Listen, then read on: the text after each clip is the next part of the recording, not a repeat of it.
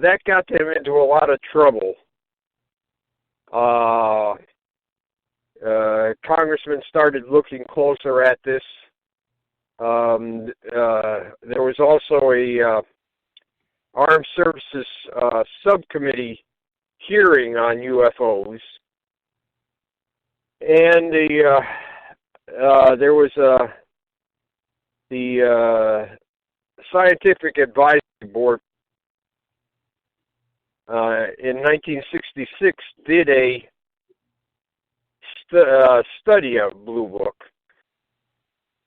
and they recommended that an independent scientific body take a look at UFOs, and it was recommended that somewhere around $250,000 be spent for that. Wow. The recommendation was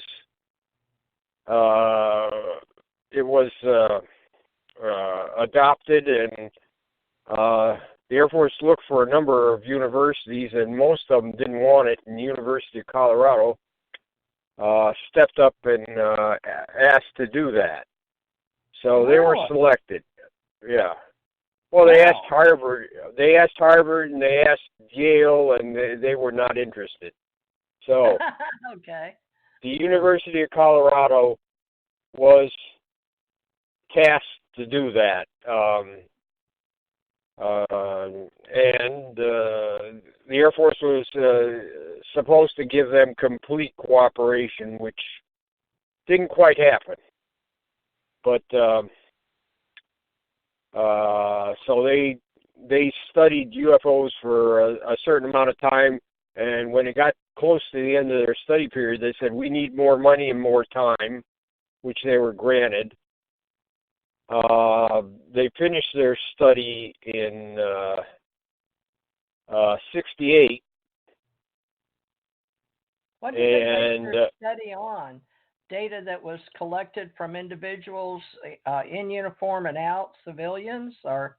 Right. Well, the thing was they were supposed to, or what they thought they should do, is look at current data, not go back into the files and try to justify or evaluate cases that were already there. They ended up doing some of that anyways, but basically they were supposed to look at what's going on now. They didn't have much of a forensic base back then. Our technology, forensic. Well, they spent months just figuring out how they were going to study UFOs. So they didn't. It wasn't something that was easy for them. And after they did,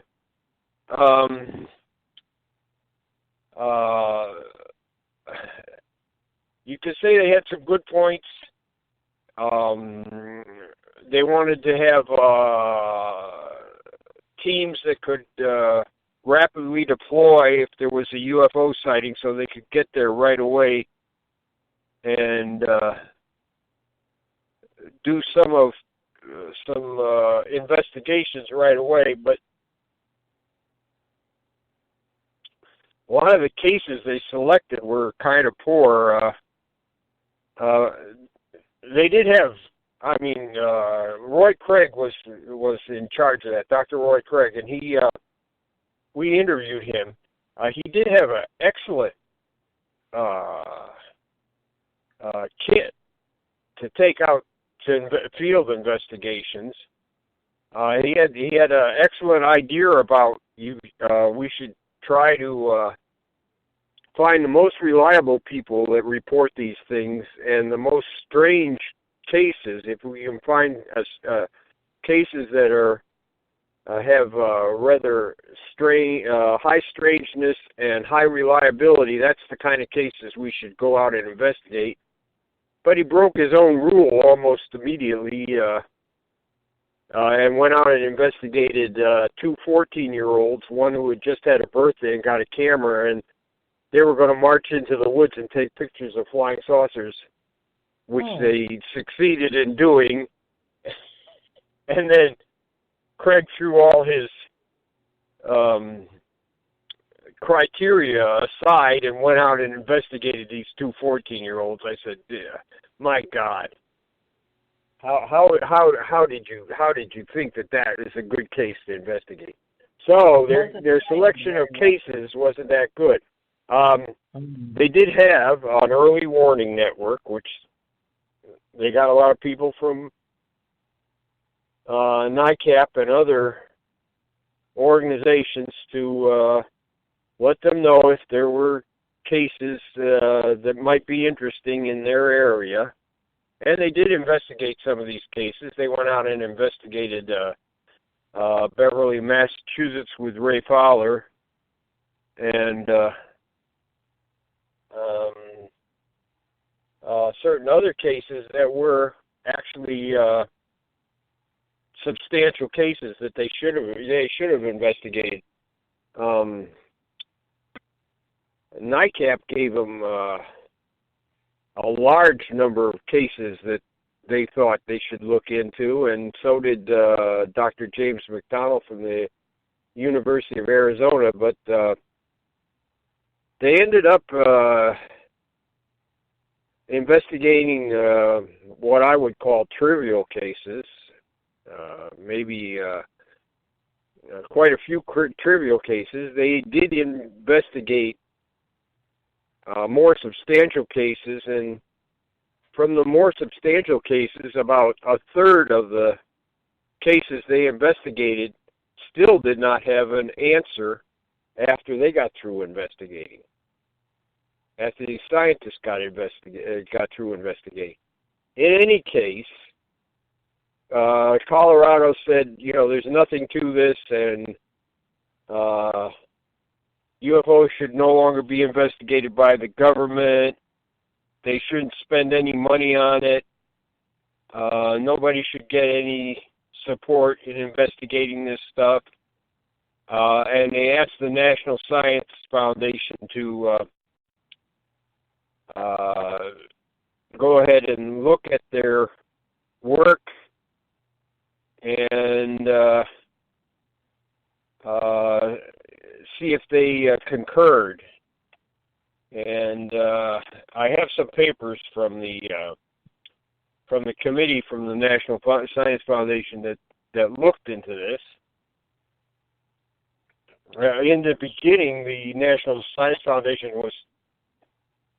the committee said, well, it may not be the last word, and we should always keep an open mind, but Condon came back and said, no, that's not what we want to do. We want to end all government investigations forever. And he was very convincing, and that the recommendation was adopted by the National Science Foundation. So, did they have an academic team with an archaeologist, anthropologist, anyone in nuclear or paperclip or MJ-12 people working together with them? Or who are making these choices? Well, the Air Force was supposed to give them full cooperation. And they were supposed to investigate cases the way, more or less the way Colorado wanted them investigated. So, yes, the whole of the U.S. government was supposed to cooperate with Colorado, including the Federal Aviation Agency and other agencies. So, yes, they did get support from other agencies, but the Smithsonian was doing something about this same time. Was looking at they had the Center for Short-Lived Phenomena, and Center for what? The Center for Short-Lived Phenomena. Short-lived phenomena? Yes, things that take place in just a few minutes or and disappear. Uh-huh. So it's like a meteor or things like that. It was things that were hard to study. So the Smithsonian established that thing. Uh-huh. And so when the Air Force closed Project Blue Book, they recommended that nobody look at UFOs, including the Smithsonian. Oh yeah, let's just totally ignore it, and maybe it'll go that's away. right. Completely, no more investigations. That's what that was the Air Force's goal. Uh-huh. They said that we want to close Blue Book, and nobody else should do anything either. Okay. So they're the senior aviation organization in the government. So that, at least in the military, so that was their what they believe that how things should be done. Nobody else should. The Space Force doesn't get controlled by the Air Force. Then let's hope it's joint effort. Army, Navy, Air Force, Marines, right? Wow. Right, but the Air Force said nobody should look at it. They recommended that nobody ever take a look at it again because there was nothing to it. Might put the Air Force out of business. We don't want to know. Okay. That's an interesting way to look at reality. Just ignore it. Yeah. Okay. So, well, they said if there's anything that is militarily about UFOs, we will get that from other government sources, like the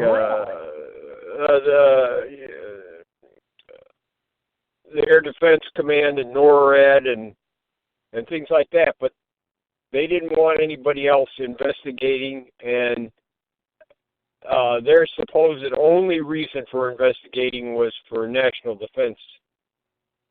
National defense, and this national defense aspects of any UFOs that came along. That was their thing, and they said they didn't need any more. They didn't need any more reports from the public.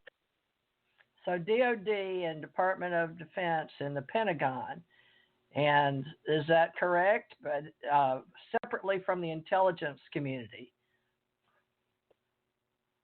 Which is that was their recommend. That was they can't order these people not to do it. But they were the ones that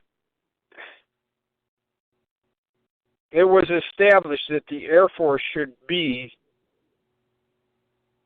the lead agency on UFOs back in about 49. Is that just because they had anything to do with the sky or air or stellar? More or less that. So they at first when the Defense Department was set up, or they called it the National Military.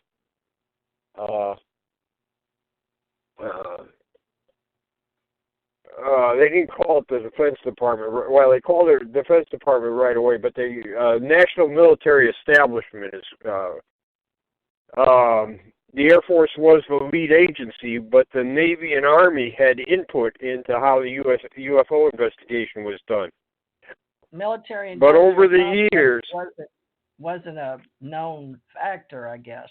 That grew after Eisenhower was claiming the military-industrial complex has apparently gotten its own teeth into some part of the government that not everybody was aware of, is what I understand. But I'm not sure about that. The National Military Intelligence or National Military Establishment was another name for DOD. That's all it was. Okay. Yeah, so we don't have any other big groups other than as long as that existed like that, the Navy and the Air Force the Navy and the Army had input. Oh, I see what you're saying. So the National Military Establishment. Yeah, in 1949, Sidney Shallot, at the behest of